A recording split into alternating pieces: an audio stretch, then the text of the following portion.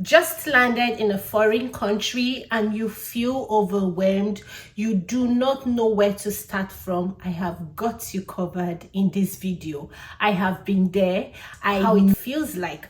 We are a community here, so feel free to like, subscribe, and ask your questions. So let's get started. So if you have just moved into a country and you haven't fully settled down in the first 60 days, this video will give you the step-by-step guide on how to get started. So the first thing you need to do is need a SIN number. By SIN, I mean your social insurance number. I'm in BC, I'm in Canada, and what we require here is SIN number. It varies in different countries, like in UK, US. You also need your number, but I don't know if it's called a SIN number. So do well to Google and check. But for Canada, it's called a social insurance number. The thing you need to do is walk up to the office, or you just go on Google, type where to get a SIN number, a SIN registration number nearest to me, close to me. You put your location. So if you're in Victoria, wherever you are, you just type Victoria SIN number. The office will pop out, the phone number will pop out. So that's the first thing you need to do. You need to get registered that you are now in the country. When you go to the office, they'll ask you, can we get your ID card? Your ID card, you can use your passport, your international passport. You can use your international driver's license, but most times it's passport. You use your passport. They'll require your passport photograph. They'll snap you, that's just, they'll ask you questions, your address, your name, what are you doing, then your student permit. Your student permit is required. Your student permit is the permit that was given to you when you came into the country. So please go to the office with your passport and your student permit as a means of identification. So the first thing is you need your SIN number. Then the next is you need to get a mobile line that you can use to reach out to people. So like here we have Roger. I use Roger. There's Fido, FIDO. There's so many others. So find out what is required in your country or your state, wherever you are. Just go to Google how to get a mobile SIM. So mobile SIM, most malls, nearly all the malls, you can go to the malls and just get registered. This registration also will require your passport information number, then your student number if you have it. So you need to get your SIM, you need to get your SIM, your phone SIM card that you can now use to make calls. Without this, you can't really settle in, right? The next step is to get a bank account. Bank account is very important. So you have lots of banks, but they will also require that they have an ID card, a means of identification. So your student permit, your passport is also required for a means of identification. In Victoria, you have ROBC Bank, you have TD Bank, you have a CIBC. There are so many banks. So walk into this bank, give them your ID card. It takes a couple of minutes and they get you in. They just give you your account number, or they tell you in 24 hours or in 7 days you get your number. But it's very stress-free. Getting an account number, it's also important. Getting a bank details. So you ask, okay, why do I need a bank details? Your bank details is what that employs you will need your SIN number for them to be able to get you fixed into the system. So you see how it works, right? You need your SIN number, you need your phone mobile number, and you need to have a bank account. With your bank account, you have more money in your bank account, you have money being paid into your account. So you need to have this settled in. So if you can get this done the first week you come into the country, please do get it done. And to get a bank Go on Google, the nearest bank closest to me, type it there, it pops out and you can get started. So let's move on. So as an international student, people most times have issues with accommodation.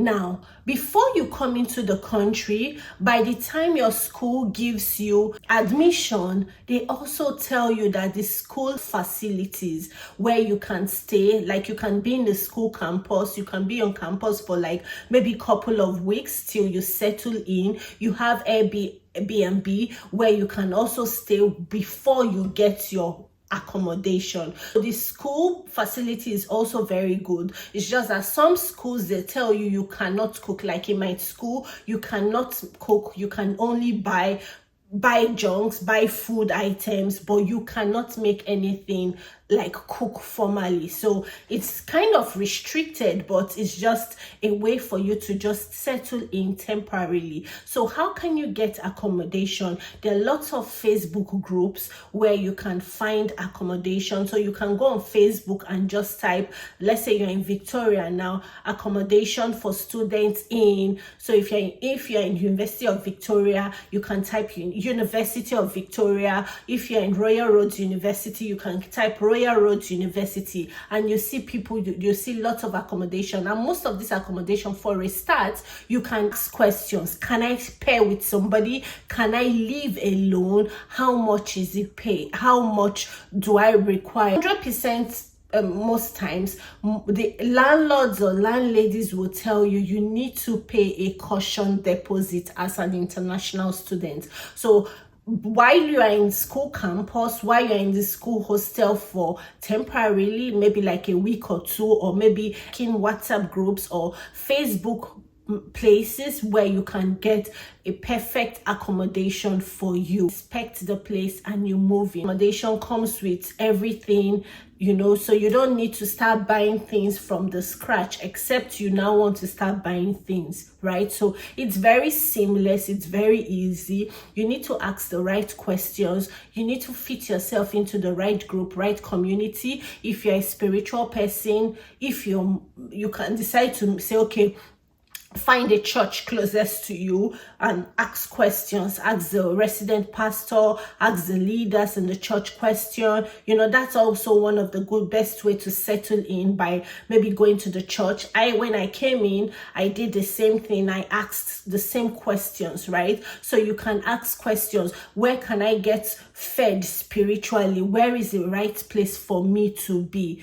If you are not, then find out where you are, how you can fit in, right? So there are a couple of questions to ask. The world is a small place, so by you asking questions, you can get answers. Always know that you are not alone, especially as an international student. There's also people asking questions on how to get started. Then the next most important thing is transportation. How do I navigate through cities, states, or my place to work and all that?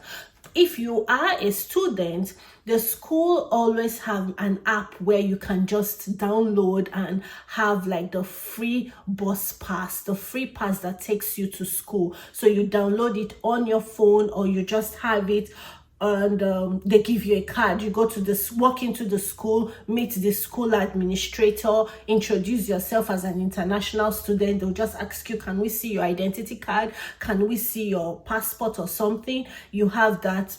If you haven't gotten your school ID card, you can use your study permit that was given to when you came into the country by immigration, right? You can use your study permit and they give you your pass. My school, we use UMO, UMO, we use UMO pass. So you can download it, you can have the card.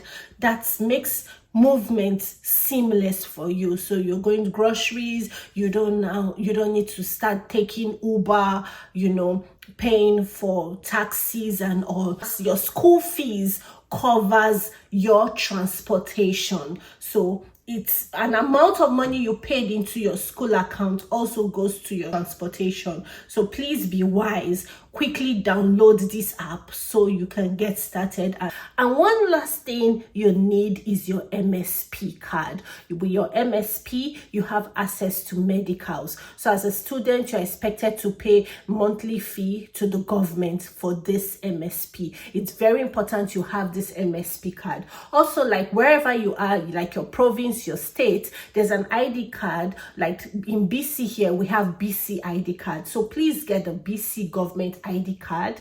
With this card, you can use it anywhere. You can use it as a means of identification. So you need your MSP card and you need your BC card. So in your province, it might not be BC card. You might need another means of identification.